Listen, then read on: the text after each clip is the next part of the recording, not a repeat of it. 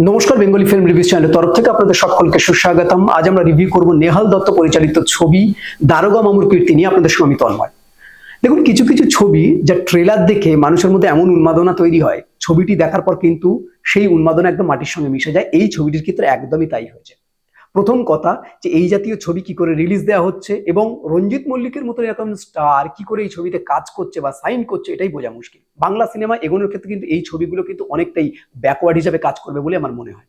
কারণ ছবিটি আমার কাছে একেবারেই ভালো লাগেনি। কোনো ডিপার্টমেন্টের কাজ নিয়ে এখানে প্রশংসা করার কোনো জায়গা নেই, জোর করে চেষ্টা করলেও প্রশংসা করার কোনো জায়গা নেই। কারণ ছবিটির গল্প আপনারা মোটামুটি ট্রেলার যারা দেখেছেন সকলেই দেখে ফেলেছেন যে কোনো এক জায়গায় সমস্যা হচ্ছে, সেখানে একজন পুলিশ আসে সেই সমস্যা ঠিক করার জন্য। কিন্তু এই বিষয়টা দেখানো হয়েছিল একটা কমেডি জনরায়। আমরা সেটাই আমাদেরকে ইন্সপায়ার করেছিল যে ছবিটি দেখার জন্য, যে এই জাতীয় গল্প প্রচুর দেখেছি, কিন্তু কমেডি দিয়ে কিভাবে এই ছবিগুলোকে তৈরি করা হচ্ছে। কিন্তু এইখানে যখন ছবিটি দেখতে গেলাম তখন দেখলাম কমেডির ক নেই। স্ল্যাপস্টিক কমেডি বলাও কিন্তু এটা ভুল হবে। মানে জোর করে কি তস্য জোর করে এটা হাসানোর চেষ্টা করা হয়েছে, কিন্তু বিন্দুমাত্র কোনো হাসি ফুটবে না ছবিটি দেখে। জোর করে করা হচ্ছে। কিছু কিছু জায়গায় দেখা যাচ্ছে যে রঞ্জিত মল্লিক জোর করে গিয়ে একজনে গোপ উপড়ে দিচ্ছে, সেখান থেকে রক্ত বেরোচ্ছে। তারপরে এরকম একটা পার্সোনালিটি যে পুলিশ, সে হঠাৎ করে কি করছে, তার বউ হেঁটে যাচ্ছে এমন ভাবে, তার পিছন পিছন সেরকম কোমর দুলিয়ে দুলিয়ে হাঁটছে। মানে এইগুলো দিয়ে জোর করে হাসানোর চেষ্টা করা হয়েছে। রঞ্জিত মল্লিকের এই ধরনের কাজ আমরা কিন্তু খুব বেশি দেখিনি। কারণ এর আগে রঞ্জিত মল্লিকের যে কাজ দেখেছি, সেখানে রঞ্জিত মল্লিকের যে ধরনের কাজকর্ম ছিল, যে ধরনের কমেডি ছিল, সেই কমেডির মধ্যেও কিন্তু একটা কোথাও একটা অলংকার ছিল, কোথাও একটা ভালো লাগা ছিল, কোথাও একটা তার পার্সোনালিটি ছিল। কিন্তু এখানে তার পার্সোনালিটিকে একদম ধুলোর সাথে মিশিয়ে দেওয়া হয়েছে, যেটা এই ছবির জান, যে মানুষটি এই ছবির জান, সেই মানুষটি কিন্তু ঠিকঠাক ব্যবহার করা হয়নি। আমি যদি বলি ছবির গল্পের হাতামাতা কিছুই বোঝা যায়নি। গল্পটাকে জাস্ট নিয়ে ছেলে খেলা করা হয়েছে, স্ক্রিপ্টের কোনো মাথামুন্ডু নেই। এবং ছবির যদি আমি ডিওপি কাজ বলি বা ছবির কালার গ্রেডিং, যদি আমি কোনো টেকনিক্যাল পার্টের কথা বলি, সেক্ষেত্রে বলা হবে এই ছবিটি অরিজিনালি কোন ক্যামেরায় শুট করা হয়েছে সেটাই কিন্তু বোঝা মুশকিল। ছবির প্রথম দিকের কাজকর্মগুলো আর তার ছবির কোয়ালিটি কিন্তু আমার মোটেই ভালো লাগেনি। সম্ভবত একটা জিনিস, যে রঞ্জিত মল্লিক যে জায়গাগুলো কাজ করেছে, রঞ্জিত মল্লিক কিন্তু তার জায়গায়, তাকে যেভাবে কাজ করানোর কথা বলা হয়েছে সে কাজ করেছে তার মতো করে, সে যা তার জায়গায় ঠিক করেছে।